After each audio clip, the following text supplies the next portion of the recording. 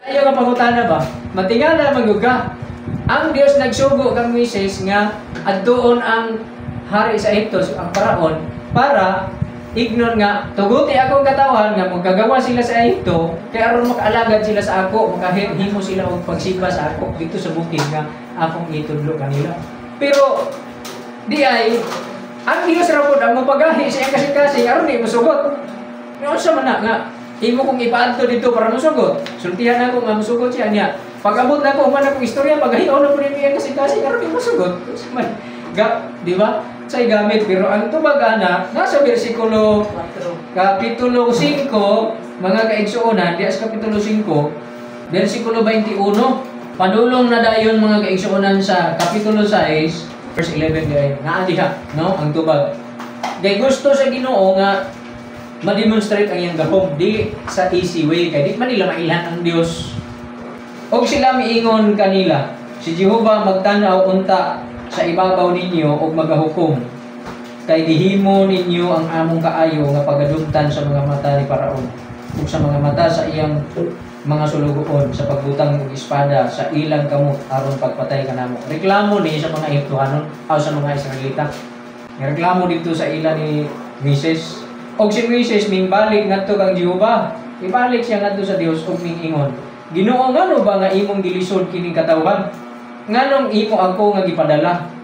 Kay sukad ako mahiadto kang Paraon sa pagsulti kaniya tungod sa imong ngalan, gidaot niya pag-ayo kining katawhan.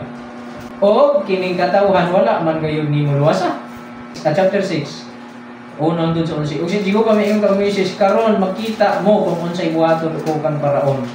Kay pinaagi sa kamot nga kusgan magatugot siya sa pagpalakat kanila. O sa kamot nga kusgan sila pag-aabugon niya ngadto sa gawa sa iyang yuta. Kinahanglan mapwersa si Paraon pag tugot kanila. Ang naay driving force, naay gahom, naabay magtulod sa iya nga di siya makabalibad. O kana mao ang kusgan nga kamot. Unsa man ni kusgan nga kamot? Kusgan nga kamot sa Dios. Ang gahom sa Dios nga makita ni Paraon nga kung di niya tugutan, mahimo niyang kaaway ang Dios. O ang Dios mas gamahanan pa kay kaniya. Nga di siya makapugong, nga di siya makasukol. Busa si Paraon makaingon gyud nga sige panglakaw na mo. So mo ning nahitabo sa after nahitabo nga gipakita sa Dios, gihampak sila sa napulog ka mga hampak, di ba? So katuntanan nga mga hampak nga gihampak sa Dios dito sa ila. Kadto may nag-agda sa iya nga di na gyud ang last adto mao to pagkamatay sa tanan nilang kamugulangan nga anak.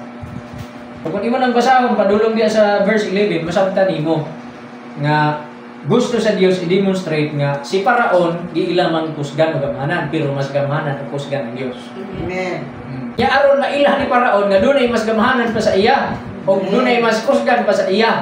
Nga di siya makahimo sa pagsukol kay sa kadaghan nga resistance nga gibuhat niya, sa kadaghan nga pagdumili niya, kaabi niya nga makahimo pod siya, kay maghimo si Moises og halas, maghimo mo sa halas iyang mga salamangkiro.